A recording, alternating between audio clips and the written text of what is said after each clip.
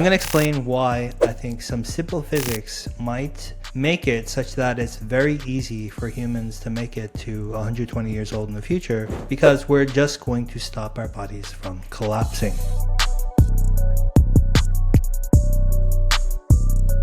Today, people think living past 120 is some kind of miracle. And if you look at the statistics, it is. I think something like 0.01% of people have any chance of making that far, and probably even less than that. But I think this is going to change, and I want to explain why. So for the past 10 years, I've been paying attention to certain patterns. I've especially been paying attention to people that have lived to 100 plus years old, so centennials. And what you'll see, right? A lot of centennials, they were not big exercise buffs and diet buffs in their 30s and 40s and 50s because it wasn't a thing back then, right? If you think back 50, 60 years ago, people didn't really exercise or anything like this. So they just lived relatively normal lives, didn't pay a lot of attention to their health, and they're still making it to 100 plus. So what was different about them as to why, some of their peers didn't make it that long? And what I consistently notice, because they often flash or I look up pictures of what they look like when they were younger, and they always had healthy, natural teeth. They had never done orthodontics. They were typically the ones that didn't have many teeth removed. I think that this is the critical element of why a person ages well. So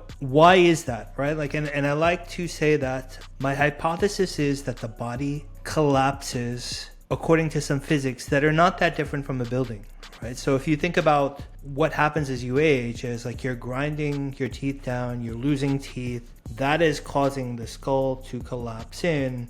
Whatever happens in the skull is mirrored in the body, and the whole kind of body comes crashing in over time. That particularly happens if you did orthodontics, or you did extractions, or you did some kind of unnatural dental work. That will all accelerate this collapse, right? And I think that a simple mouth guard can reverse the collapse. And one way that I like to think about it is if you think about the Leaning Tower of Pisa, right? So if the Leaning Tower of Pisa was falling down, what would you need to keep it up? Well, you would need a force that is at least equal to the collapsing force, so that it at least stays where it is, right? And if it's greater than the collapsing force, it'll slowly start to resurrect. And I actually think our bodies work in a very similar way, and that all you need is a mouth guard to essentially stop this collapse process and then even slowly push it back a little bit. And I've been testing this theory on my parents for a while now, especially my dad for over 2 years, who had a lot of health issues going on. And he had a heart attack and various things. And then I said, hey, just try wearing a mouth guard to sleep.